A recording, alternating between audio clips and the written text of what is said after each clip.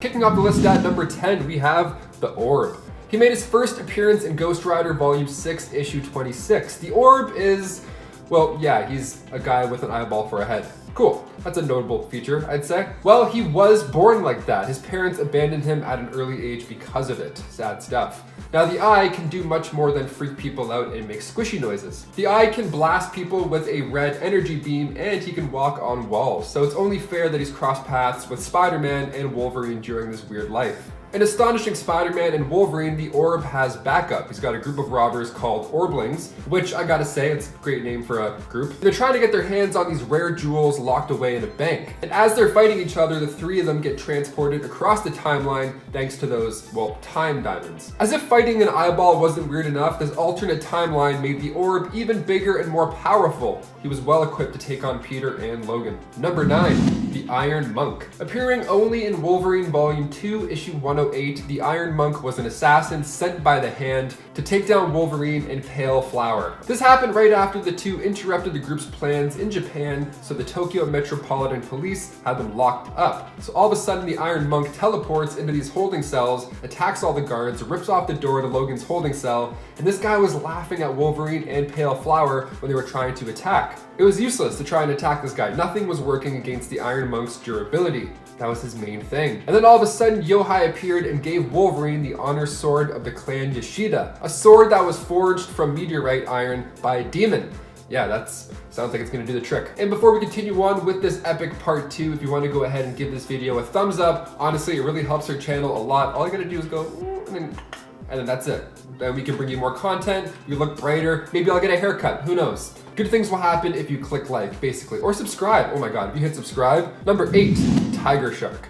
Not a tiger shark, but Tiger Shark. Meet Todd Arliss. He made his first appearance in Submariner Issue 5. He was once a talented swimmer who took part in the Olympic Games, but after damaging his spinal cord saving a man, Todd was desperate to get back into the water. So he participated in an experiment performed by Dr. Lemuel Dorcas. He's a dork, sorry, I had to. That's where he had his DNA merged with Namor and a tiger shark. So obviously now we have a new supervillain. His personality changed as well as his abilities. He was initially a foe of Namor, of course, but in Wolverine Volume 2, Issue 19, Logan got a little wet and wild himself. Fighting underwater, turns out, was much harder. Wolverine gets his claws literally stuck in a reef at one point. Honestly, I felt like I was drowning while reading these 2 issues. A little stressful. Number 7, Spiral. Ricochet Rita was once a professional stunt performer. She became friends with a guy named Longshot who was actually from, well, not Earth, he was from Mojoverse. She was then attacked by this insane future version of herself named Spiral. Now, thankfully, she was able to defeat Spiral, but after that, she followed her heart. She went back to the dimension with Longshot. She went back to the Mojoverse. And then when they got there, they were both captured by Mojo himself. And Longshot's mind was wiped. He forgot Rita entirely. And as for Rita, well, things get actually a lot worse and more confusing. Mojo got his scientist Ares to modify her mentally and physically. So now she's got 6 arms, he turned her hair gray, and she could also see other dimensions, so a bit of an upgrade, that's cool. She was a twisted version of Mojo in a way, and she was trained in the dark arts of magic and body modification. So this future version of her was, well, it was just that. It was a dark future of what ended up happening. Nice little time loop there. Spiral also appears in the X-Men animated series, and she makes Wolverine's life hell in Volume 2, Issue 51. I'd love to see Spiral fight 6-armed Spider-Man. I wonder who would win that one. Number 6, Deathbird. Making her first appearance in Miss Marvel Issue 9, Kelsey Naramani was born the eldest child of the Magister Naramani. She was born heir of the Shi'ar Empire's throne. What luck. Must be nice. She was born with bird-like features. She was born with uncontrollable rage, and she's even got a set of claws as well. Deathbird was once recruited to serve Apocalypse as the Horseman War. She's mainly an X-Men villain, but with such similar features, I figured this list and this part 2 would be a great time to bring her name up because she's a total badass.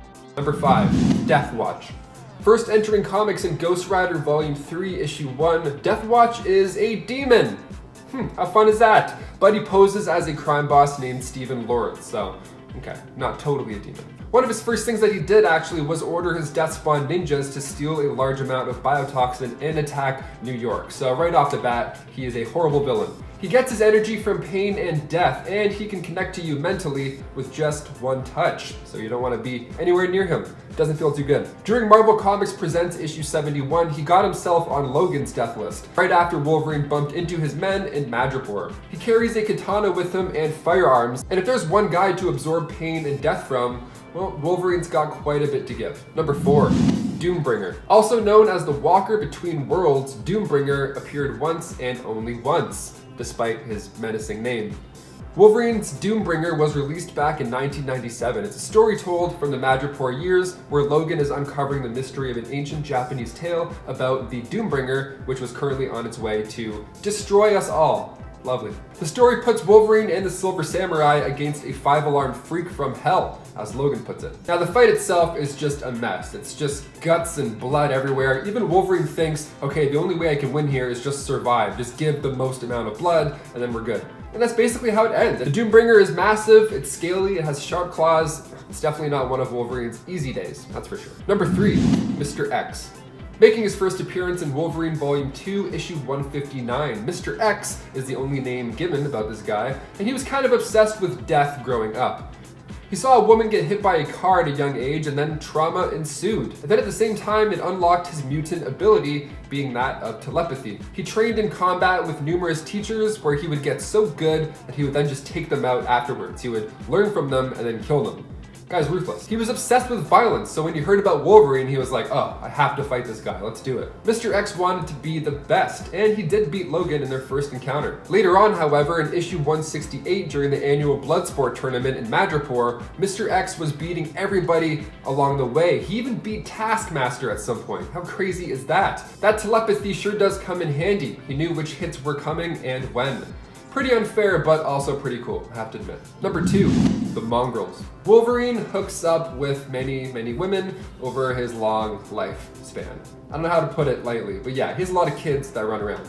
Sometimes those kids grow up and seek revenge on their mutant father, and the Mongrels are just that. The Mongrels are Logan's kids that grew up to become Shadowstalker, Fire Knives, Soft Fist, Gunhawk, and Cannonfoot. Okay, pretty sweet names. Pretty to the point names. They first appeared in Wolverine Volume 4, Issue 1, and their only goal was to ruin Logan's life. That's it. Just cause pain and suffering.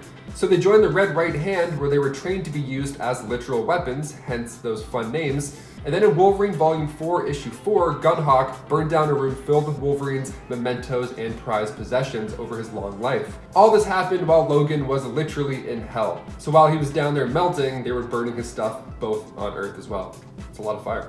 Once Logan did get out of hell, 9 issues later, he invaded the Red Right Hand's base where the Mongrels then attacked him. They didn't make it too far, but Logan did give them a chance to surrender peacefully, so you gotta give him that. Not bad for a guy who just escaped hell. We actually just did a list on our top 10 superheroes who beat the devil, so if this kind of stuff intrigues you, be sure to check that out once you're done here. And finally, number 1, Deadpool. Wolverine villains you won't believe exist? Well, okay, here's one for you. Before all those box office records, Ryan Reynolds played the Merc, well, without a mouth, back in 2009. X-Men Origins Wolverine was a train wreck. It was a horrible take on Wade Wilson. The film was made during the 2007 writer's strike, so it was just a mess from the get-go. I feel like now we can rip this movie apart because, you know, it's in the past. Logan's good, he had his great ending. Deadpool's now in the MCU after 2 successful R-rated movies, so he's good. It's cool. We can make fun of it now. At the beginning of this movie, it's kind of close. I mean, Wade is quick with the quips, and the action, although it's aged and cheesy, is still at least entertaining. That is until later on in the movie when he returns for a big showdown with Wolverine, and it's just not the guy we want. His mouth is sewn shut, it's not even close. Not the guy, just not the guy. You guys, if you can take Okay? 6 You're not feet. that guy, pal. Trust me. You're not that guy. Okay. Okay? Are you? Absolutely. You're gonna get arrested for this? Arrested for doing what? Kicking off the list at number 10, we have Dirtnap. No real name also, just goes by Dirtnap. So sick. Making his first few little steps in Wolverine Volume 2, Issue 95, Dirtnap is a mutant that can absorb living beings and take their forms. The Kirby of the Marvel Universe, essentially. Now, he ran into Wolverine for the first time when Dirtnap absorbed a small child, and then right after he attempted to absorb Wolverine, seeing as Logan's healing factor would make that pretty exhausting, Dirtnap absorbed a rat, and then he fled the scene, instead of, you know, absorbing a a faster creature. Maybe one that could fly would be nice. So he started off as a mutant with his amazing ability, and now he's forever a rat like Peter Pettigrew. A rat with a red smiley face. Just, ugh, how comforting is that? Number 9, Roughhouse. Just that name alone, you know you're in for a little bit of trouble. He first appeared in Wolverine Volume 2, Issue 4. It was speculated that Roughhouse was from Asgard. He has mythological origins, but still he was classified as a mutant. He's a descendant from the Asgardian native rock trolls, so he could be a god, he could be a troll, he could be a giant, who knows. Either way, he's trouble. His appearance isn't just a style choice also. He actually let the hair grow out to hide all the scars from his horrible father that he left behind. In Wolverine Volume 2, Issue 18, Wolverine had to go head-to-head with the mythical man, and at this point, Geist's men gave Roadhouse experimental narcotics, and it just drove him insane, as most experimental narcotics do. So when Wolverine fought him, he was kind of taking it easy on him in a way, seeing as he was out of it, he was kind of loopy. Wolverine came face-to-face with Roughhouse after the adamantium was stripped from his skeleton, and Logan actually lost this fight. He got knocked out, and then Roughhouse took him back to his hideout, where he and Bloodscream tortured Wolverine for days. He's an Asgardian descendant, so Roughhouse has super speed, super strength, all the usual super stuff, but like Logan, Roughhouse too inherited the healing factor. He's been referred to as the weaker Wolverine despite his mythical background. Number 8, Bloodscream. Another villain that helped Roughhouse with the torture of Wolverine was Bloodscream. These names are so violent, oh my god. So Bloodscream entered comics in issue 4 of Wolverine Volume 2. He was originally a surgeon named Zachariah Ravenscraft, and he would travel with Sir Francis Drake back in the 17th century. So he's a little bit old. What's his secret to everlasting life? Well, let me tell you. Canadian natives injured the doctor during a scuffle, and then he was forced to meet a healer named Dagu to treat him. Dagu used an eldritch spell to keep him in between life and death, resulting in this vampire hybrid of a man. Now the name Bloodscream is making more sense now, I bet. Immortal and always hungry, Bloodscream demands Dagu to set him back to doctor mode. Reverse this curse, please and thank you, sir. Now in order to do so, he needed the blood of another immortal. Bloodscream met Wolverine for the first time in World War II, and that's when he first thought that the mutant was immortal. So him and Roughhouse often paired up to attempt to take him down numerous times. Number 7, Cyber. Silas Burr made his first appearance in Marvel Comics Presents issue 85. He was born in Canada over 100 years ago. They're all so old. What's going on? He was an agent for the Pinkerton National Detective Agency in 1912, but was charged with 22 counts of murder and put on trial in Iowa. Not a great guy. And yes, he was guilty on all of those charges. He was about to be hanged, but Victor Creed, aka Sabretooth, was posing as a guard and helped Burr escape. After that, Burr was taken to the Canadian Army's training facility where he met Frederick Hudson, who was impressed by Burr because of how pushy and controlling he was for the men below him. So Hudson put Burr in command of the Devil's Brigade, which included Logan. So he was bossing Logan around. He was the one who pushed Logan non-stop to be made into this animal. So in Wolverine Origins, Romulus decided to give Burr a little upgrade in the form of adamantium, taking on this new fitting alias, Cyber. Number 6, Dr. Rot. Nice. That name is pretty disgusting right off the top. Now his real name is a little more tame. His name's Algernon Rotwell. He was sent to Dunwich Sanatorium because he was mad, but he wasn't superpowered by any means, just a little bit insane. While he was in there, he was able to start a riot and take control, which led him to harvesting the employees' brains. So he made this god brain machine, and yes, it's as gross as you would imagine. Check it out. Squishy. Imagine the smell. So he captured Logan, made him lose his memory, tortured him, and then claimed the only way to get better is just to embrace and let go of all that anger and aggression. Just let it out. They wanted him to let it out and to hurt people. So he found out these code phrases that were put in from Weapon X, so he made Logan do all these brutal attacks, and he wasn't even sure if he was awake or not. It was wild. It was a bad time. Dr. Rot was honestly pretty badass for a guy who has no powers. He created the flesh puppets using Logan's brain tissue. Also, yeah, flesh puppets. That's a nice way to say zombies. Number 5, Charlie Chainsaw. This guy is literally 2 chains. Whenever I see that one card from Cards Against Humanity, the one that says chainsaws for hands, I always laugh because that's such a terrible situation to be in. I'm always like, imagine this dude, imagine him as a villain, we'd be doomed.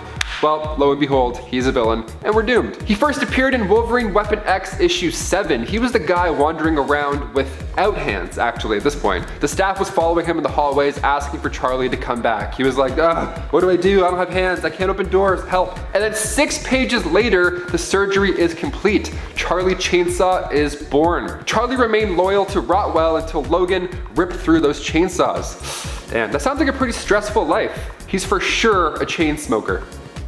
Number 4, Spore. Making his first appearance in Wolverine Volume 2, Issue 21, Spore is a living bioweapon created from the Deviants. This was way back when they were at war with the Eternals in the prehistoric era. So Spore consumed everything in its path, be it humans, deviants, and even Eternals. He targeted the Celestials, so they naturally had to destroy him during the second host. But in the next issue, Spore came back to life. Turns out when he was liquefied, he was absorbed into all that soil underneath him. So when that land became a controlled area for Felix Guillermo Caridad to grow his stuff, his bad stuff that I can't say, some of those narcotics that he was using was infused with Spore. So Felix became the next Spore, and it's an awful, awful conundrum. Number 3, Gorgon. Tommy Shishido made his first appearance in Wolverine Volume 3, Issue 20, and from birth, Tommy was a fast learner. At just 2 weeks old, he spoke a full sentence, and at 3 months old, he was walking around on his own. At age 1, reading and writing was part of his normal day, and at age 4, he was ranked one of the top 5 artists in modern Japan.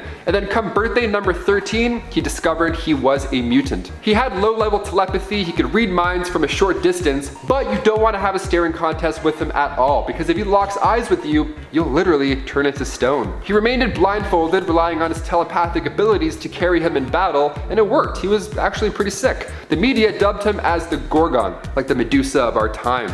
He found the Hand Sanctuary and within a year became their high priest, where he ran the ninja clan. Number 2, Razor Fist. After getting his arms cut off, master martial artist Douglas Scott got a pretty shiny upgrade instead of those hands. He worked alongside his brother William Scott, and after Shang-Chi defeated both the mercenaries, Razor Fist started to work with the crime lord Roche in Madripoor. His job was to assassinate Wolverine, which, okay, easy peasy, sure, sounds great. Now the first fight, Wolverine actually did lose. Razor Fist shucked him off of a cliff. Nice. Now the next encounter, Razor Fist got what was coming. He tried to take on Hawkeye as well at one point. He was trying to cut off his right arm for a reward. But Razor Fist isn't superpowered. He's just a guy with blades for hands. I mean, who would you rather fight, honestly? Razor Fist or Chainsaw Charlie? I feel like Charlie would be better because you'd hear him. He's loud at least, so you have like a warning. I don't know. Both are pretty terrifying. Both are equally as terrifying. And finally, number 1, Romulus. That guy I mentioned earlier in this list. Let's talk about him. He made his first appearance in Wolverine Volume 3, Issue 55. Romulus claims to have been born in prehistoric times, born as one of the Lupine, these feral humans that evolved from canines rather than apes. But in Wolverine Volume 2, Issue 312, it's exposed that his origins are all just a fib, and the bones that Romulus planted at the elephant graveyard were just distractions. Nothing to do with his past or anything like that. He does have powers. Like Wolverine, his regenerative healing factor saves the day pretty often. Later on, he comes to fight Wolverine equipped. He has these black gloves that have 4 blades attached. 3 of them similar to Logan's adamantium claws, but he also has a 4th one and it's like thumbs almost. They can take quite the beating from Logan's claws being adamantium as well. But when it comes to thumb wars, Romulus wins. That's it. He's got the other one. He can thumb war anyone. Number 10, Father. Father was the only name we had for one of the scientists behind the mad science secret robotics project known as Project Descendant. Father, Mother, and Brother were the code names for the scientists behind the project, which ended up creating a race of synthetic beings deemed as hybrid. Due to the 3 team leaders bickering, the beings they created ended up being released out into the world. Later, the Father would attempt to lure the descendants of these beings back and would also go on to work on expanding the Deathlock project, aiming ambitiously to connect all the Deathlock versions of superhumans, joining them together to build a better world. It was during this time that he crossed paths with the very secretive X-Force, which at the time was led by Wolverine, who had refused Cyclops' orders to disband the team, keeping it going in secret.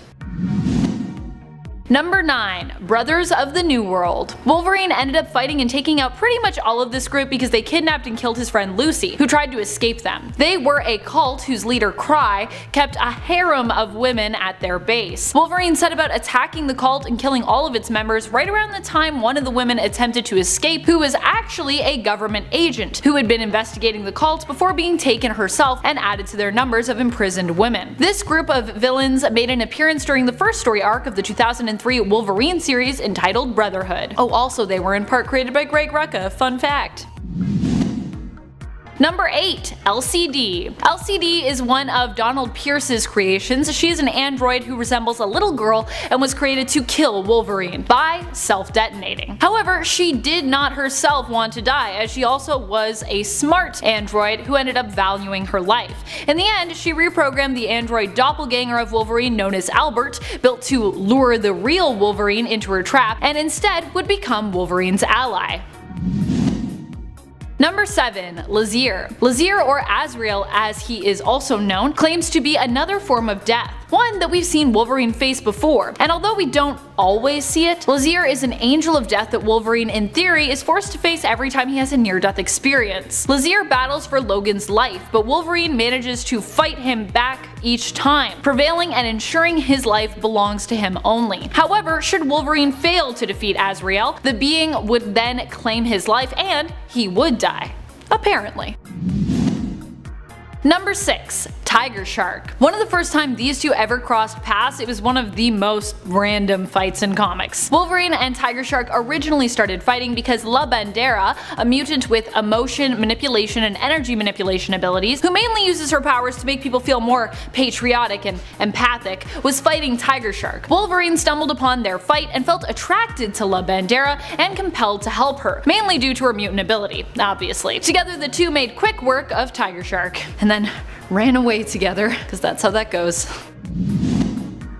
Number 5. Bloodscream. Bloodscream would end up partnering with Wolverine's other lesser-known nemesis that we talked about on the part 1 of this list, Roughhouse. While many associate these two as being partners in crime, this isn't the only Wolverine villain that Bloodscream has teamed up with in the past. He has also teamed up with Albert and LCD as well, and in the Old Man Logan universe partnered up with both Kraven and Roughhouse in an attempt to help Kraven capture Old Man Logan. Number 4. Nuke. Many people forget about Nuke, but he is a lesser known villain in the comics who was actually created by Wolverine during his time as a Weapon X operative. He ended up securing Nuke when he was just a child for Project Homegrown. Weapon Plus, with Wolverine's help, would later drive him insane and turn him into a brainwashed cyborg to be used as a weapon. Even years later, these two still come to blows. During Death of Wolverine, Nuke would accept a contract to capture Wolverine and bring him into Viper alive. This would lead to an epic fight between the two, where Wolverine would only end up winning by smashing his own skull repeatedly into Nuke's until he was unable to fight back. Is this the most metal way that a fight has been won in comics? Let me know in the comments. Most metal fights, that's a list we need to do.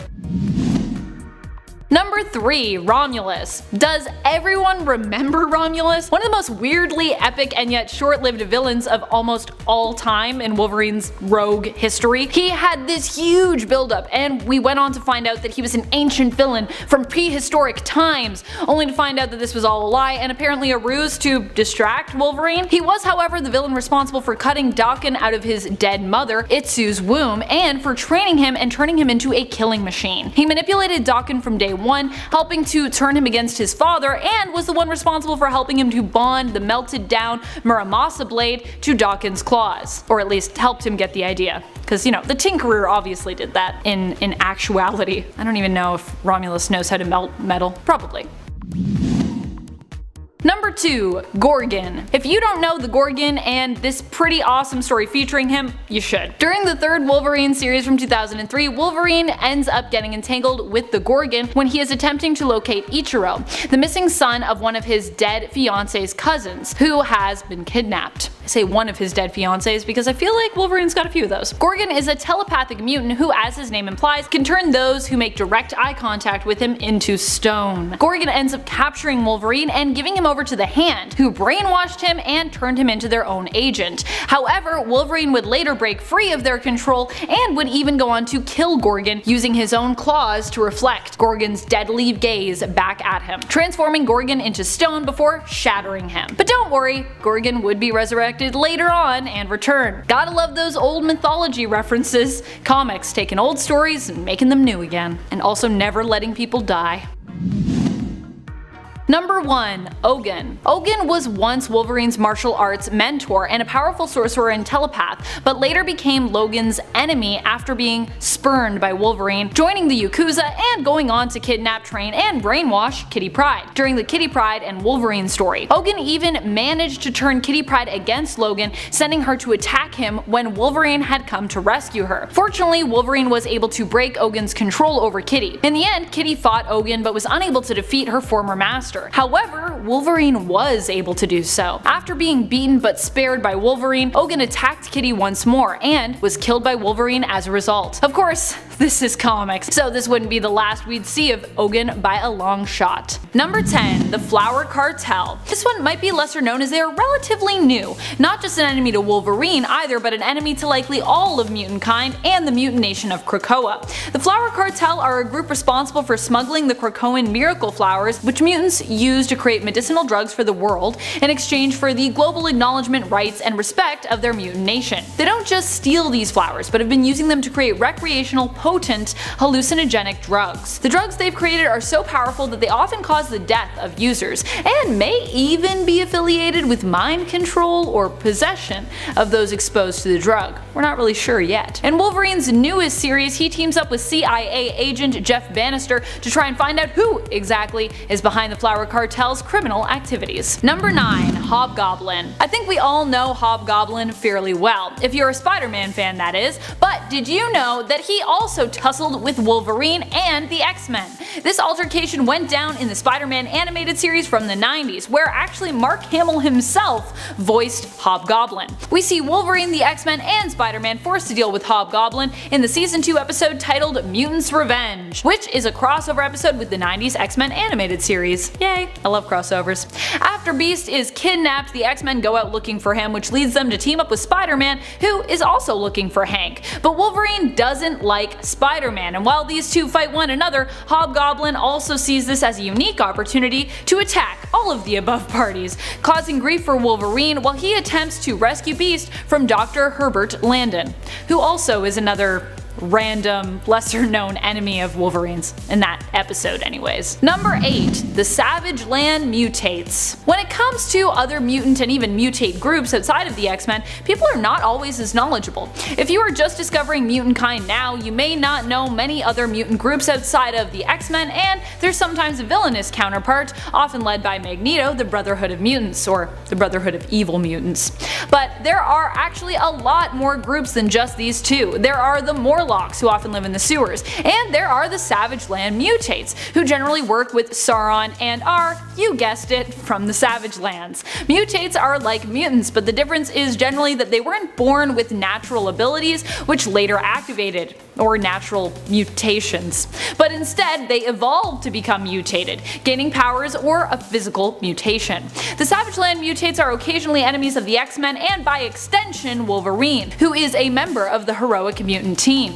They even pop up in the 1988 run of Wolverine in issue 69, where Wolverine knocks a lot of them down in order to get to Sauron. Number 7. The Collector. While some may now be more familiar with the character of the Collector himself, thanks to the Guardians of the Galaxy Marvel Cinematic Universe films, fans may not know that he and Wolverine actually had some pretty big beef. What happened between these two? Well, Wolverine basically freed thousands of people from a planet where the Collector had them imprisoned. You see, these people were the survivors of planets that Galactus had destroyed, whom the Collector had, well, collected. But you know, to these people, they are being held against their will, as prisoners, on a shielded planet. A character named Arya, who kind of looks like a space elf, reaches out to Wolverine, seeking his help to free these people, and he answers her plea, getting into a direct conflict with the Collector later on in this story arc known as The Great Escape, part of the 1988 Wolverine series. Basically, if you want lots of random stories, you need to read the 1988 Wolverine series. Number 6. The Iron Monk. The Iron Monk appears to be a villain sent after Wolverine by the Hand while Logan is being held in prison in issue 108 of the Wolverine series that started in 1988. He proves to be a formidable foe and gives Wolverine a pretty good fight for a few pages. I will say I did enjoy it. The Iron Monk, you see, cannot be defeated by any mortal weapon nor any mortal hand. In the end, Wolverine ends up using the Honor Sword bestowed to him by the Silver Samurai. The Honor Sword was forged out of a meteorite by a demon and seems to do the trick, causing the Iron Monk to be reduced to a wisp of pink smoke and a robe. Number 5. Citadel. Despite the fact that Wolverine did later try to help Citadel and likely never truly saw him as an enemy, Citadel resented both Wolverine and Alpha Flight after they stopped him from achieving his goal. Citadel was one of the antagonists in issue 5 of Wolverine First Class, where Citadel was also known then as Weapon Y. Wolverine suspected he was also made by the same people who had put adamantium inside of him, as Citadel had adamantium skin, or an adamantium exoskeleton, externally instead of internally. Citadel was a soldier who was injured in action and ended up being experimented on instead of being properly treated. He wanted the government to be held accountable and was holding government officials hostage in Quebec, Canada. Wolverine's mission was to deal with the situation, extract the superhuman threat, and secure the hostages. He didn't know that Citadel himself was also a potential victim until it was too late, and the government stepped in to cart Citadel off without Wolverine being able to do or say much about it. Number 4. Abdul Al-Hazarad. Fun fact, did you know that Abdul Al-Hazarad in H.P. Lovecraft lore is the character credited with the creation of the Necronomicon? Yeah, he is, and as such, he is also acknowledged as being its creator in the Marvel universe as well. He and Wolverine came to blows in Madripoor when Abdul was trying to take over Tiger's crime syndicate. Abdul attempted to attack Wolverine with a demon, but in the end, Wolverine survived, and Abdul ended up trapped in the same demonic realm his demon pals had come from. Sucks to suck, I guess. Number 3. Damage. For those who are unfamiliar with Damage, he's basically Marvel's version of the Terminator. There's a lot of parallels there anyways. He was originally the human Jamie Ortiz. The Kingpin turned him into a cybernetic being after Damage was brought to the brink of death by Punisher. Kingpin later gave Damage cosmetic surgery to make him look identical to the Punisher as well, and used him against Frank Castle, attempting to break Castle and ruin the Punisher's name by having Damage kill a bunch of innocent people. Wolverine and Damage both ripped one another apart in a fight, and when Punisher finally showed up, he finished Damage off by setting him on fire. Number 2. Geist. Nikolaus Geist was a mad scientist from Germany working on the side of the Axis during World War II. He was working to create a new type of super soldier for Germany, similar to the United States super soldier Captain America, aka Steve Rogers. Roughhouse was his main test subject, and in the end, Wolverine was the one to free Roughhouse and put a stop to Geist. Geist was also a cyborg, but Wolverine cut off his metal shell in an attempt to kill him. It was later revealed that while he was suspected dead and was incapacitated after this fight, he did however manage to survive. However, soon after, another mutant, Magneto, did kill him, so he dead. Number 1. Roughhouse. Going back again to the days of battle in Madripoor for who would get to be the king or queen of crime, and in effect rule Madripoor, Wolverine found himself allied with Yasan Hoan, aka Tiger. It was also during this time that he first fought with Roughhouse, who made his first appearance in issue 4 of Wolverine's series from 1988. Roughhouse was allied with General Koi, and got his superpowers from either his relation to the mythical race of Asgardians, or from being a mutant, or maybe a bit of both. It's a little foggy. Though they are enemies and remained enemies thereafter, Wolverine did still save Roughhouse from Geist, because experimenting on people in Logan's book is just plain wrong. And I think in everyone's book, let's not experiment on people. Can we all agree on that?